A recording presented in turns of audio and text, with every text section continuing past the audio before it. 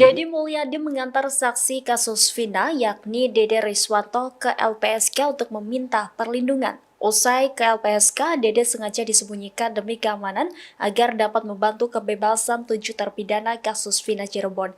Sementara itu, tim kuasa hukum Dede dan tim Deddy Mulyadi mulai bekerja keras mengumpulkan bukti lebih agar dapat membebaskan para terpidana yang kini mendekam di penjara. Meski tidak mendapatkan ancaman apapun, Dede meminta perlindungan LPSK sebagai bentuk antisipasi kemungkinan terburuk. Udah makan siang belum? Belum. Belum makan siang? Belum. Siang. Boleh, boleh makan siang di mana sekarang? Mau makan siang di mana?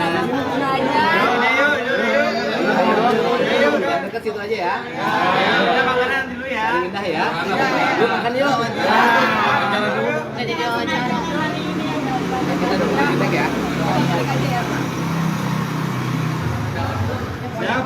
Belum. Pak Jutek mau ajak makan tuh.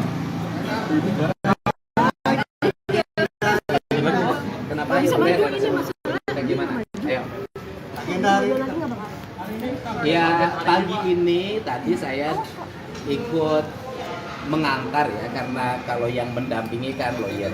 Saya mengantar Dede untuk ke LPSK dan kemudian untuk mendapat pelindungan sebagai saksi dari LPSK. Dan sekarang mohon maaf, Dedenya harus dipingit karena dia adalah saksi utama yang bisa memberikan keterangan yang bisa menyelamatkan 7 terpidana yang hari ini mendekam di penjara dengan vonis seumur hidup. Kemudian hari ini tim kuasa hukum juga kan sudah ada gelar di dalam. Hari ini akan bertemu dengan saya memastikan, dan prinsipnya adalah surat pernyataan dari pencabutan keterangan yang terdahulu dan pernyataan bahwa seluruh kesaksiannya itu dulu adalah palsu sudah disiapkan dan nanti akan diserahkan ke tim penyidik Bareskrim. Mau nanya apa lagi? Kang, agendanya ke LPSK itu ngapain Kang? Memang Dede dalam beberapa hari belakang ada ancaman. Gini, sampai hari ini tidak ada ancaman, tetapi kan bahwa dia saksi yang memiliki peran yang sangat penting dalam membuka tabir kasus saat ini, maka pencegahan dari berbagai kemungkinan kan harus dilakukan sejak ini, karena ini menyangkut keselamatan, bukan hanya keselamatan Dede, tetapi keselamatan 7 terpidana lainnya. Terus kemudian yang berikutnya, sebenarnya apa yang dinyatakan oleh Dede itu bisa menjadi kunci bagi Pak Rudiana. Pak Rudiana kan hari ini sebenarnya dari sisi aspek personality dia, baik sebagai pribadi maupun sebagai anggota Polri, dia bisa ketika sudah melihat keterangan Dede seperti ini, semestinya Pak Rudiana mencari AF hari ini. Kemudian ke AF bertanya, kamu bener nggak sih dulu? Jangan-jangan kamu dulu itu membohongi saya, sehingga seluruh proses ini bisa dibicarakan tidak saling menentang, tetapi saling berkomunikasi, kemudian saling berkumpul. Karena esensinya adalah Pak Rudiana dulu kan ingin melakukan investigasi, penyelidikan dan penyidikan untuk mencari siapa dari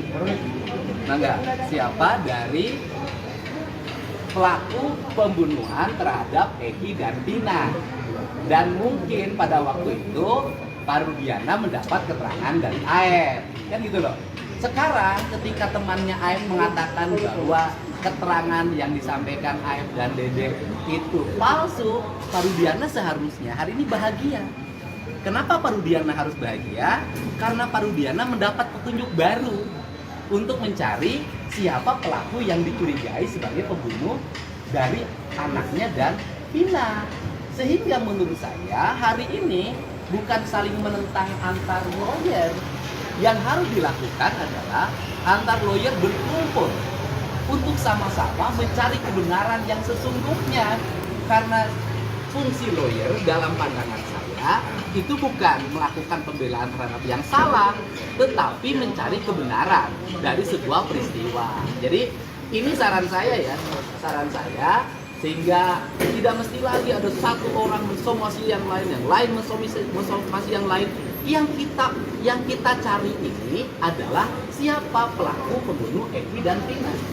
Kalau yang kita cari adalah siapa pelaku pembunuh Eki dan Vina, dan ternyata hari ini keterangan dari Dede menyatakan kesaksiannya dulu palsu, maka kalau kesaksian Dede palsu, maka kesaksian Aep pun pasti diduga palsu. Karena kesaksian Dede dan Aep diduga palsu, apalagi Liga Akbar sudah mencabut, maka 3 saksi kunci dari peristiwa tersebut menurut saya sudah diragukan kebenaran kesaksiannya. Download Tribun X sekarang, menghadirkan lokal menjadi Indonesia.